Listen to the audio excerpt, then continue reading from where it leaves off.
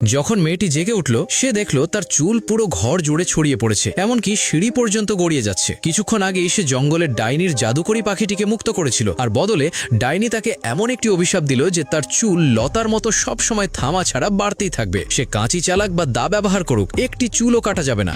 ধীরে ধীরে তার শরীরের সব পুষ্টি শেষ হয়ে যাবে এবং সে জীবিত থেকেও লম্বা চুলওয়ালা শুকনো মমিতে পরিণত হবে। ঠিক তখনই সেই জাদুকরি পাখি ফিরে এলো তার প্রাণ বাঁচানোর উপকার শোধ করতে। সে জানালো গভীর জঙ্গলের মধ্যে এক কাঠুরে থাকে যার কাছে একটি জাদুকরি কুঠার আছে যা পৃথিবীর যে কোনো জিনিস কাটতে পারে, এমনকি ভার্জিনিয়ার অভিশপ্ত চুলও। এটা শুনেই তারা সঙ্গে সঙ্গে রওনা হওয়ার প্রস্তুতি নিল। যাওয়ার আগে টনি শুধু একটি আপেল খেয়ে পেট ভরাতে চেয়েছিল, কিন্তু সম্ভবত সেই আপেলটি ডাইনি বিষাক্ত করে দিয়েছিল। জঙ্গলে কিছু দূর যেতেই তারা এক ডাইনি শিকারীর সঙ্গে ধাক্কা খেল। ভার্জিনিয়ার অস্বাভাবিক লম্বা চুল মাটিতে দুলতে দেখে শিকারী তাকে লতা ভেবে ভুল করে এবং তাকে বন্দি করে একটি কেবিনে বন্দি করে দেয়। এদিকে উলফ আর টনি পথ হারিয়ে জঙ্গলের মাঝখানে সেই কাঠুরের সঙ্গে দেখা পেল। কুঠার পাওয়ার জন্য একটি শর্ত ছিল, কাঠুরে তার শেষ কাঠ কাটার আগে তার নাম বলতে হবে। টনি অনেক নাম আন্দাজ করলো, কিন্তু সবই ভুল হলো। কাঠুরের শতাব্দীর পর শতাব্দী একা ছিল, তাকে কেউ চিনতই না। শেষ পর্যন্ত বাধ্য হয়ে তারা চুরি করার চেষ্টা করলো। যদিও কাঠুরে অন্ধ ছিল, তার শোনার ক্ষমতা ছিল অত্যন্ত তীক্ষ্ণ। একটি পাতাও পড়লে সে শুনতে পেত। সে সীমানা পার হয়ে পালাতে দিতে রাজি ছিল না। ঠিক যখন সে শেষ কাঠ কাটতে যাচ্ছিল তখন জাদুকরি পাখিটি দ্রুত উড়ে এসে পৌঁছলো। সে কাঠুরের টুপির উপর একটি ছোট্ট সূত্র খুঁজে পেল এবং চুপচাপ টনির কানে ফিসফিস করে বলল। শেষ মুহূর্তে টনির সঠিক নামটি বলে দিল। তার নাম ছিল শুধু কাঠুরে। সে হাসলো, কথা রাখলো এবং কুঠারটি দিয়ে দিল।